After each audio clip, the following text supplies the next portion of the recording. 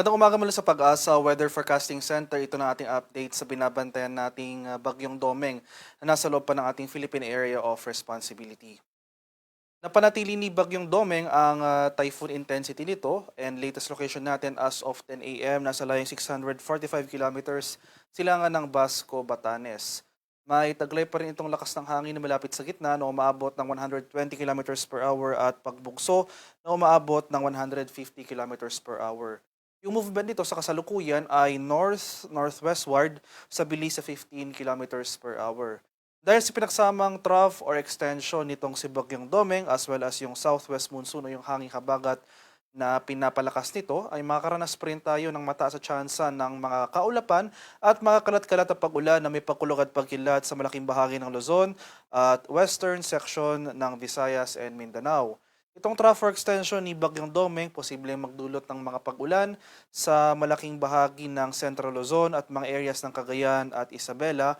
Samantalang itong hanging habagat magdudulot naman ng mga pag-ulan, mga kaulapan at mga pag-ulan dito sa may Metro Manila, Calabarzon, Mimaropa, Western Visayas, Negros Island Region, Zamboanga Peninsula at Sabarm.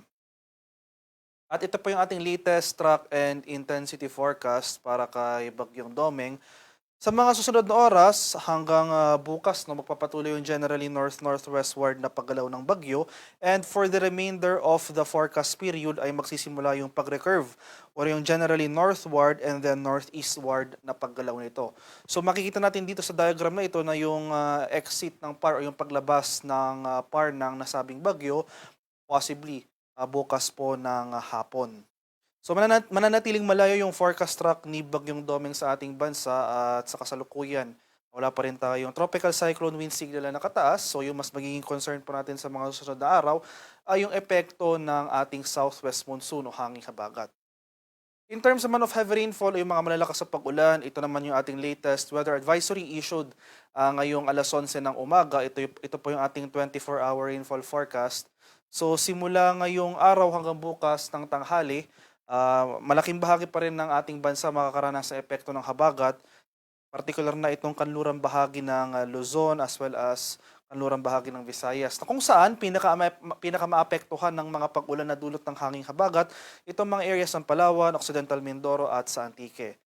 Posible magpatuloy yung mga pag-ulan na ito hanggang sa araw ng Martes, partikular na sa tanghali ng Martes. So maghanda po tayo at maging alerto sa mga banta ng flooding at landslides, especially sa mga lugar na ito, as well as itong kanlurang bahagi po ng ating bansa. Sa araw naman ng so starting from Tuesday noon hanggang sa tanghali ng Miyerkules, magpapatuloy pa rin yung mga pag-ulan sa may Palawan at Occidental Mindoro. Posible na rin umabot ng 100 millimeters sa pag-ulan dito sa area ng Batangas, Zambales at sa Bataan.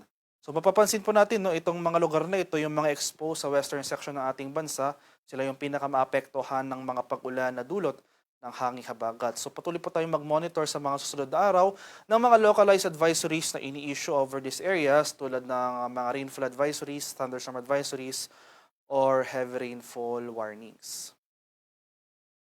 At in terms naman of severe wind, ay sa kasalukuyan wala pa namang nakataas sa tropical cyclone wind signal pero dahil sa pinagsamang epekto ng habagat as well as yung periphery ni Domeng, posible pa rin tayo makaranas ng strong to gale force gusts. In short, ito pa yung mga malalakas sa bugso ng hangin.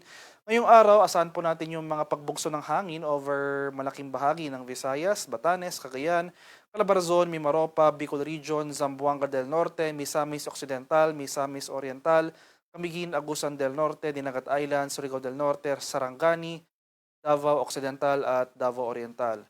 Ilang areas pa rin, ilang areas dito posible magpatuloy mga pagbugso hanggang bukas at sa araw ng Martes.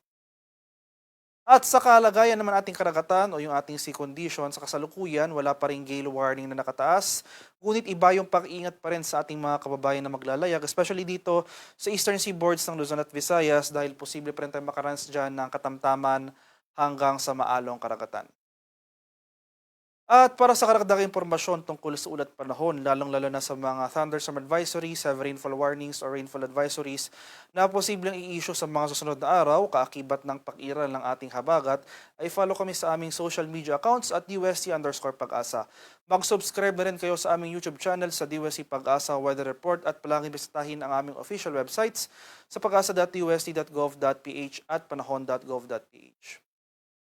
At yan lamang po ang latest mula dito sa Pag-asa Weather Forecasting Center. Magandang umaga sa ating lahat. Ako po si Dan Villamilog ulit.